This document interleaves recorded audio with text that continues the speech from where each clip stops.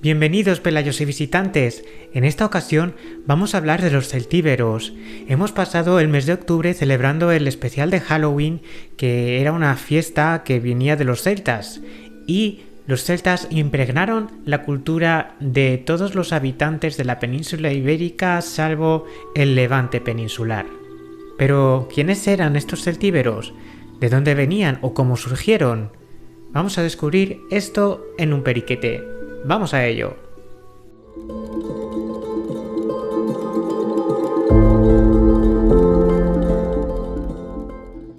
La palabra celta viene del griego keltoi. Nosotros tendríamos que pronunciarlo como keltas, pero debido a la cetización de la C, los pronunciamos como celtas, pero por ejemplo en inglés los llaman Celtic.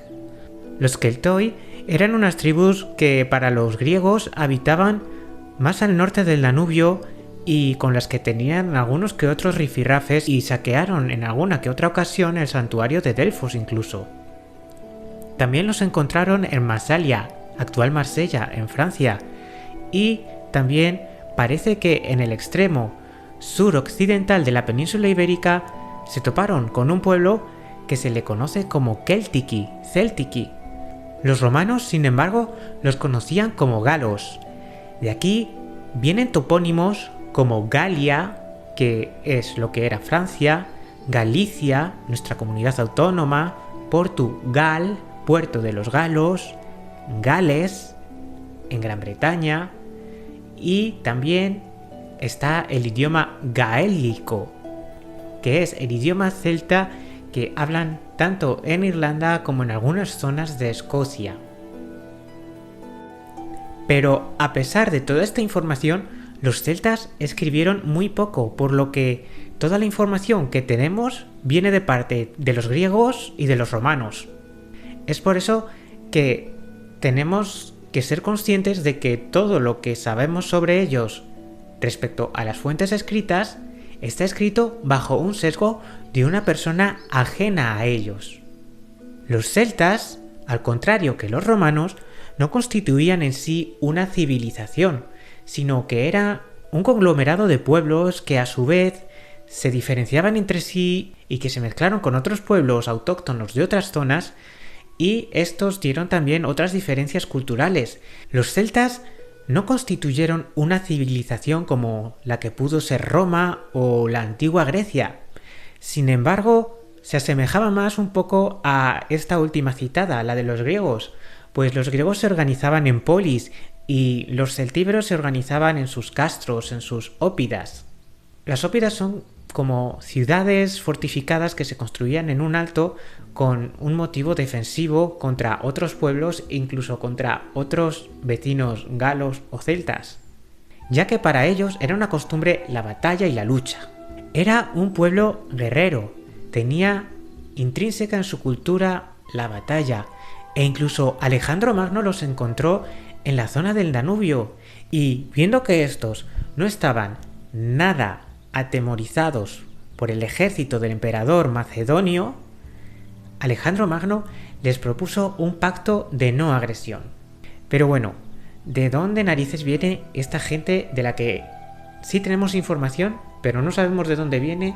Y a su vez, sí podemos vislumbrar que estas poblaciones que se dispersaron tanto en Irlanda como en la península ibérica e incluso en Turquía, sí tenían algo que ver a pesar de estar en lugares tan dispersos geográficamente.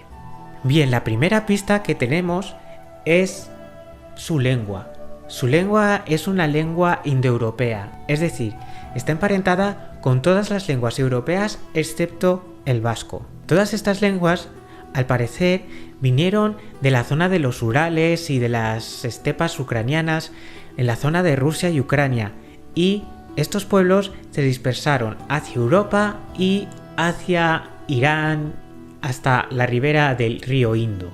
Es por eso que muchos etnógrafos europeos, cuando fueron a la India, vieron similitudes con el sánscrito, y poco a poco se ha ido elaborando una especie de árbol genealógico de lenguas que tienen su origen común en la zona de los Urales. Por eso se llama indoeuropeas, porque van desde Europa o desde el Indo hasta Europa, o hasta el Indo. Y ahora vamos a responder a cómo surgió esta cultura que aún hoy podemos contemplar su estética en algunas historias fantásticas como El Señor de los Anillos o en algunos videojuegos como The Witcher. Al parecer, este grupo de indoeuropeos migró hacia Centroeuropa. Allí, en torno al 1200 antes de nuestra era, surgió la cultura de Hallstatt. Al parecer, varios pueblos indoeuropeos migraron hacia Centroeuropa, dispersándose por todo el continente, propagando la cultura de los campos de urnas, es decir, había necrópolis plagadas de urnas donde se guardaban las cenizas de los difuntos. Al parecer, en un primer momento, esta gente se instaló en Centroeuropa, dando lugar a la cultura de Hallstatt. La cultura de Hallstatt tuvo lugar en torno al 1200 antes de nuestra era común al 800. Esta se caracterizó por el uso del hierro, el uso de carros tirados por caballos y por la expansión de este tipo de cultura. Se le llama de Hallstatt porque la representación cultural más representativa que se tiene de esta época se encontró en la localidad de Hallstatt, actual Austria. Esta cultura floreció gracias a las minas de sal, con las que comerciaban con otros pueblos y les enriquecieron. Pero la batalla por los recursos naturales generó una serie de disputas que realmente se convirtieron en un gran problema para la convivencia, así que comenzaron a fortificar sus comunidades. Esta hostilidad, no solo contra grupos de otras etnias, sino también entre grupos de la misma, entre celtas, originó una decadencia. Y no fue hasta el año 500 antes de nuestra era común que la cultura celta volvió a florecer. A este momento se le conoce como cultura de Latén. Latén es una localidad suiza en la que se encontraron yacimientos de esta época y estaba caracterizada sobre todo por el arte que hoy conocemos como celta. Los celtas habían entrado en contacto con otras culturas, sobre todo con la mediterránea, y muchos motivos mediterráneos los importaron a su cultura, creando así estilos zoomorfos y antropomorfos para su cultura. Y entre otras cosas, importaron tanto vino de Roma como cerámica de Roma y lo que era Grecia. Esta cultura también se desarrolló por todo el continente europeo, mediante migraciones y rutas comerciales. Tanto se expandió esta cultura que ocupó desde los límites occidentales de Irlanda hasta Turquía, donde se instalaron los gálatas, también galos. En la península ibérica llegaron mediante oleadas a través del norte peninsular, instalándose en las cordilleras del norte, donde quedaron más aislados, y también en el centro, occidente y sur peninsular. En la parte oriental quedaron los íberos. Estos tenían contacto con culturas como la griega y la fenicia y habían consolidado ciudades e importantes rutas comerciales, tanto terrestres como marítimas, además de haber asimilado el estilo artístico orientalista y parte de la religión fenicia, como algunos dioses como Istar. Con el ingreso de los celtas en la península ibérica, llevaron a los grupos autóctonos su lengua y sus costumbres.